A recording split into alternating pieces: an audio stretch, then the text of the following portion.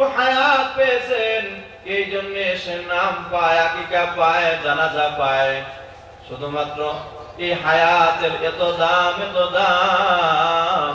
যে এক সেকেন্ড সময়ের মধ্যে আল্লাহ তৈরি জান্নাতের মেহমান হওয়া যায়। যেই বাচ্চারা হায়াত পাইলো, ওই বাচ্চারা শুধু নাম পাইলো তাই না, যেই বাচ্চারা হায়াত পাইলো ওই বাচ্চাটা শুধুমাত্র আকিকা পাইলো তাই না, জানাজা পাইলো তাই না, বরঞ্চ পয়গম্বর বলেন এই লোকটাকে আল্লাহ বিনা হিসাবে জান্নাত দান করে দিবেন। সুবহানাল্লাহি ওয়া বিহামদিহি। হাদিস শরীফে আছে যে সমস্ত বাচ্চাগুলো নাবালেগ থাকা অবস্থায় মারা যায়, এই বাচ্চাগুলো সাইয়েদনা হযরত ইব্রাহিম আলাইহিস সালাতু ওয়াস সালামের সাথে জান্নাতে খেলাধুলা করেন। যেই দিন হাসরের ময়দান কায়েম হয়ে যাবে, এই হাসরের ময়দান বড় লম্বা সময় হবে, 50 আলফা সানা, কমাস কম 50,000 বছর সময়। ওই হাসরের ময়দানে আল্লাহ কিছু ভিআইপি পারসন বিষয় হবে, আল্লাহর কিছু কাছের মেহমান হবেন। আল্লাহ পাক ওই মেহমানদেরকে ডাইকে বলবেন, এত লম্বা সময় হাসরের মাঠ, আপনাদের দ্বারায় থাকবার প্রয়োজন নাই। এই যে আপনাদেরকে জান্নাতের ভিসা টিকেট দিলাম, এই ভিসা টিকেট লইয়া আপনারা জান্নাতে চলে যান।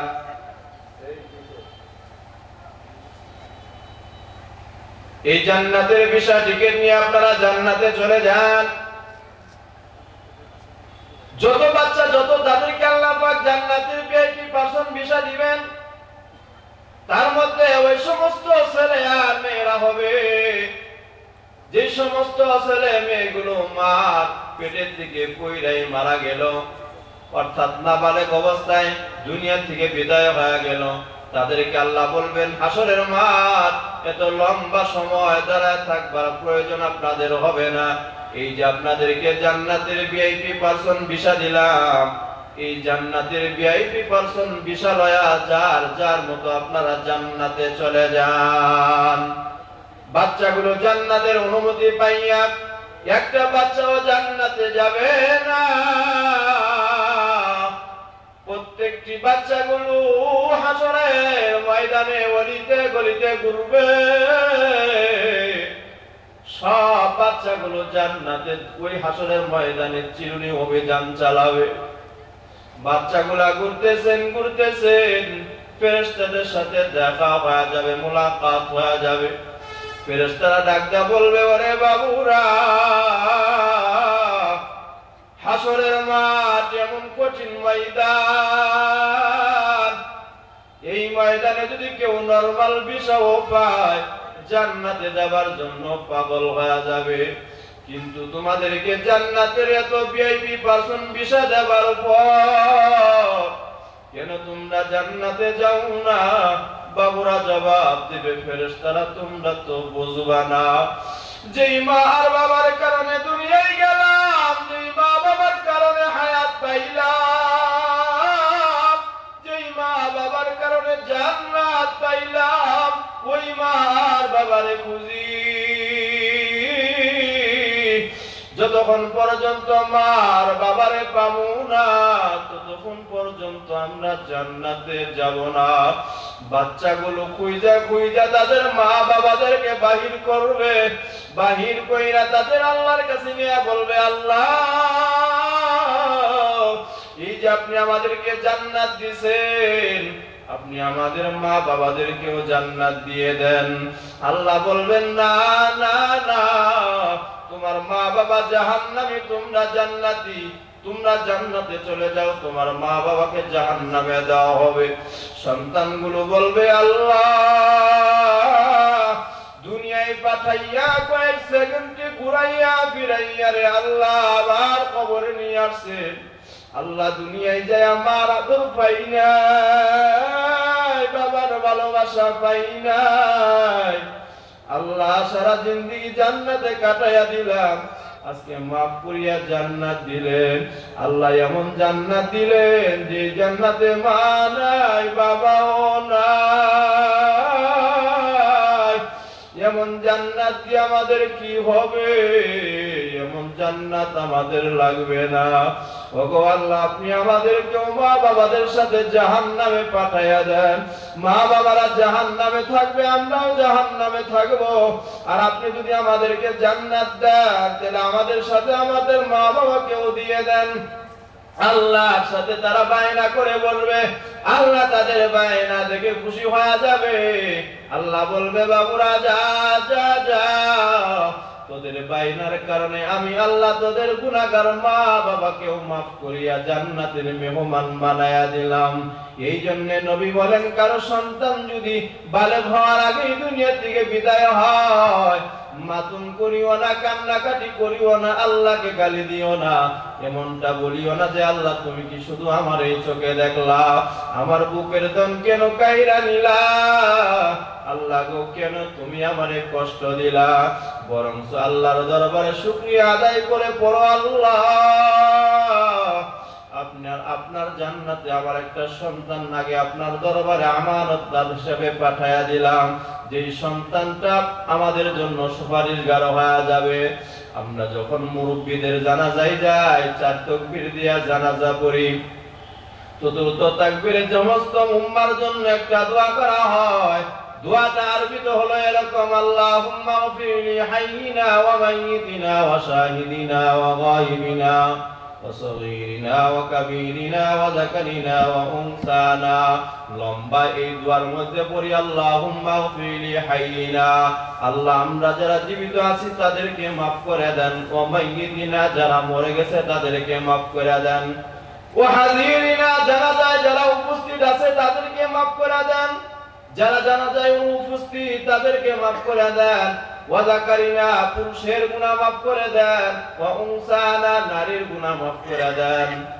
তারপরে কি বলি, ওয়া কাবীরিনা বড়দের গুনাহ maaf করে দেন, ওয়া সগীরিনা ছোটদের গুনাহ maaf করে দেন।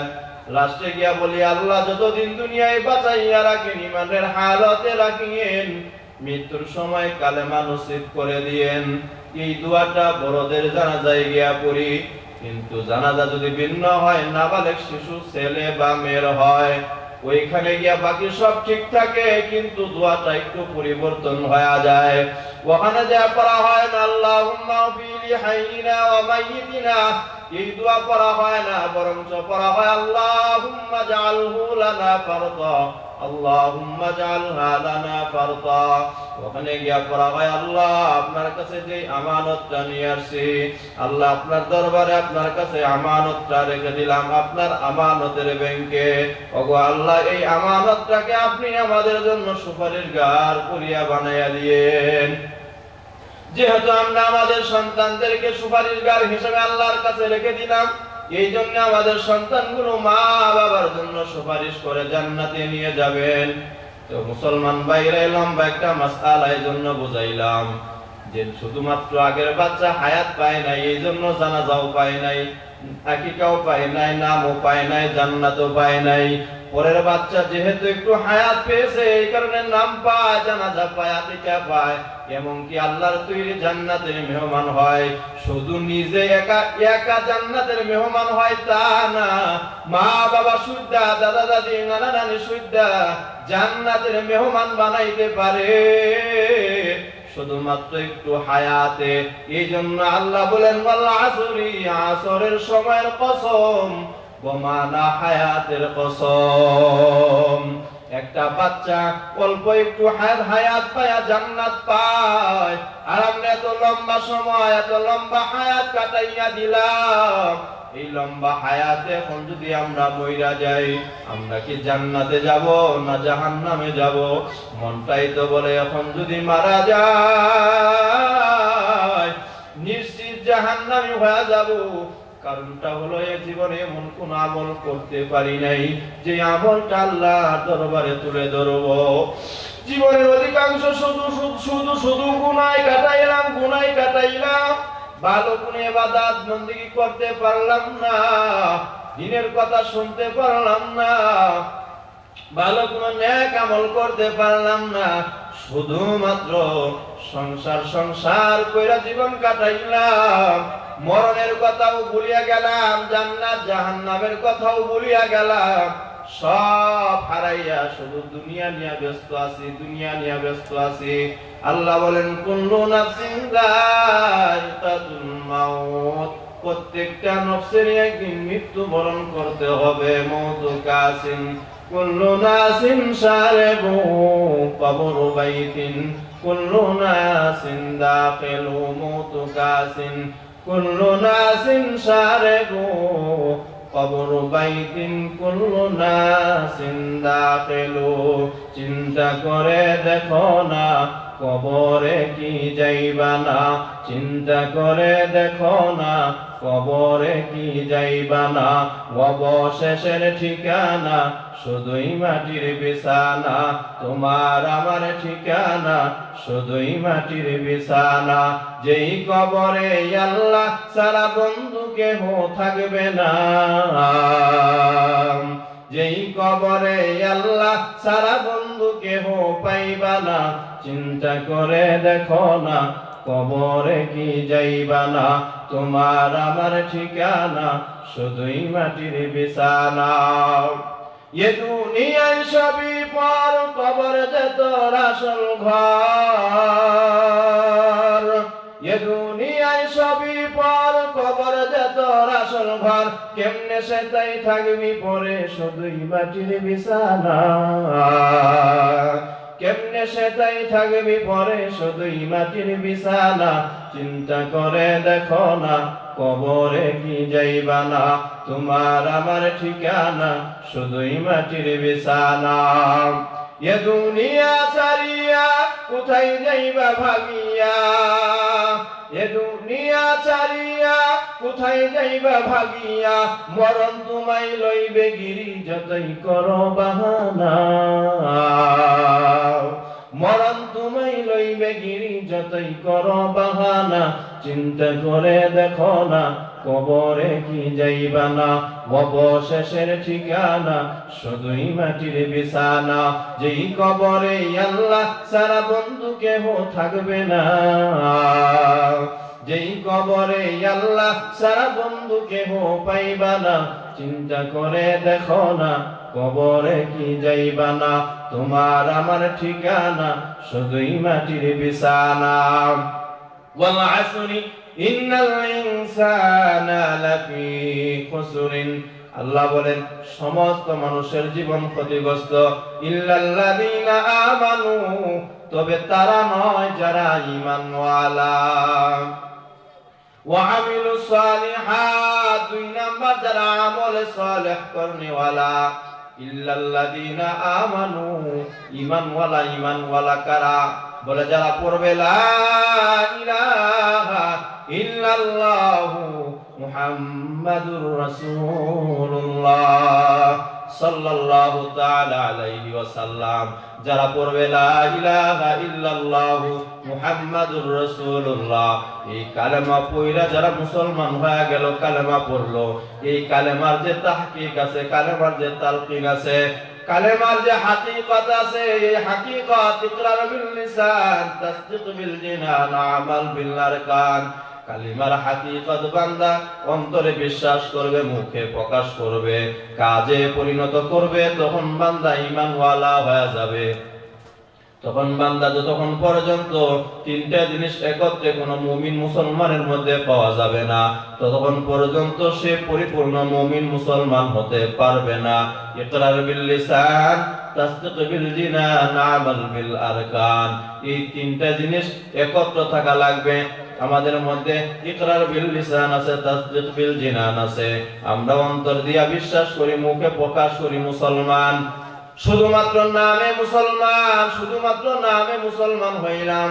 বাবা মুসলমান, দাদা মুসলমান, তালই মুসলমান, সেই সূত্রে আমরা মুসলমান হয়ে গেলাম, এখনো পরিপূর্ণ মুসলমান হতে পারলাম না। আল্লাহ পাক রব্বুল আলামিন অন্যতে বলেন ইয়া আইয়ুহাল্লাযীনা আমানুত্তাকুল্লাহ হাক্কা তুকাতিহি ওয়া লা তামুতুন্না ইল্লা ওয়া আনতুম মুসলিমুন। অন্যতে আল্লাহ বলেন ইয়া আইয়ুহাল্লাযীনা আমানুত্তাকুল্লাহ, হে ঈমানদারেরা আমি আল্লাহরে ভয় কর। ভয় করবার মতো ভয় কর। ওয়ালা তামুতুন্না ইল্লা ওয়া আনতুম মুসলিমুন, বলে তোমরা মরবা না কিন্তু মুসলমান না হইয়া। এর মানে মুসলমান হইয়া তোমার মরা লাগবে।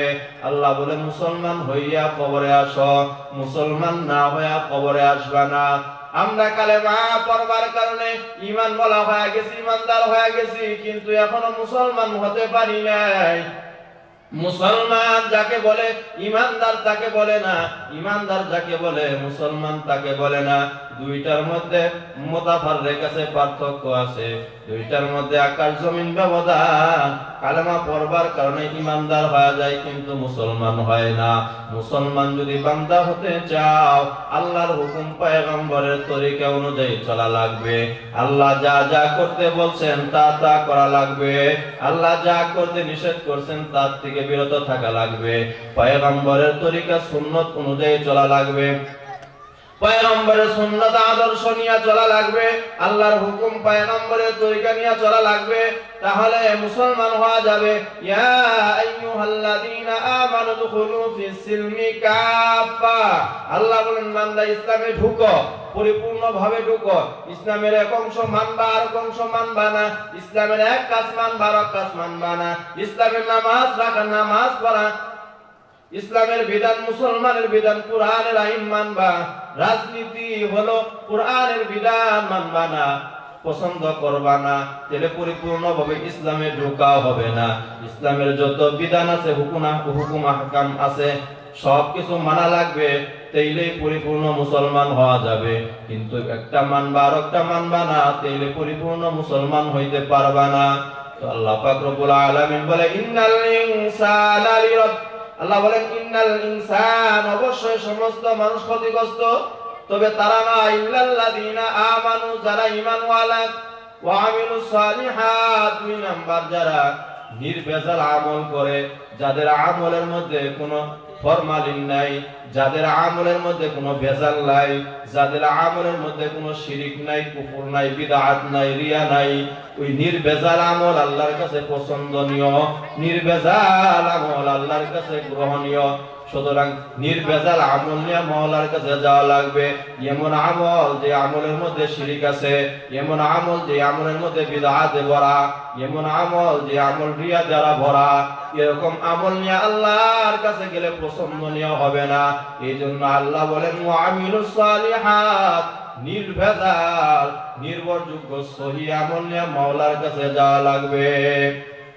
মুসলমান ভাইরা আমার, আল্লাহ বলেন ওয়ামিলুস সালিহাত, নির্ভেজাল আমল, শিরিক মুক্ত আমল।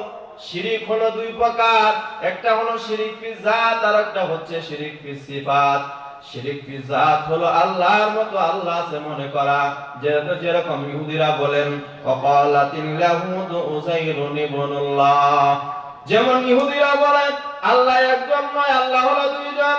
একজন আল্লাহ তো আছেন, আছেন ওই, আরেকজন আল্লাহ হচ্ছে উযাইর আলাইহিস সালাতু ওয়াস সালাম। এই জন্য তারা বলে তাদের গড হলো দুইজন, একজন আল্লাহ আর উযাইর আলাইহিস সালাতু ওয়াস সালাম।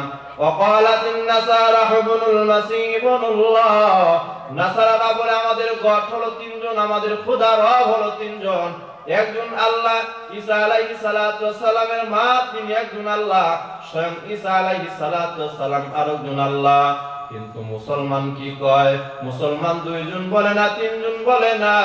মুসলমান বলে কুল হুয়াল্লাহু আহাদ, আল্লাহুস সামাদ, লাম ইয়ালিদ ওয়া লাম ইউলাদ ওয়া লাম ইয়াকুল লাহু কুফুয়ান আহাদ। মুসলমান বলে আমাদের রব হলো একজন, আমাদের সৃষ্টিকর্তা একজন, আমাদের খালেক হচ্ছে একজন, আমাদের আল্লাহ হচ্ছে একজন।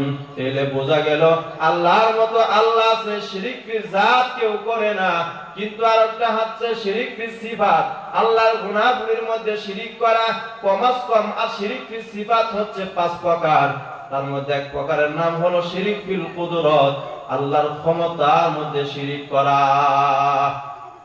আল্লাহর ক্ষমতার মধ্যে, পাওয়ারের মধ্যে কি করা? শিরিক করা।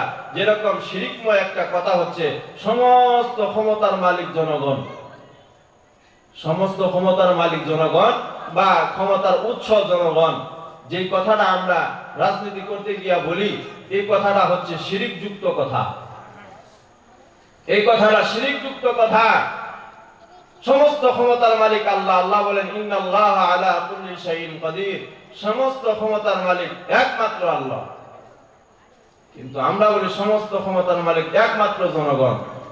এই কথা হচ্ছে শিরিক যুক্ত কথা। এই কথার থেকে বিরত থাকতে হবে। আল্লাহ আমাদেরকে হেদায়েত দান করুন। এজন্য বলে কিতাবে আছে, যদি কেউ বলে শিরিক ফিস সিফাত, যদি কেউ করে তাহলে এই বান্দা আল্লাহর সাথে শিরিক করলো। আর শিরিকের ব্যাপারে আল্লাহ বলেন ইন্নাল্লাহা লা ইয়াগফিরু আন ইউশরাকা বিহি ওয়া ইয়াগফিরু মা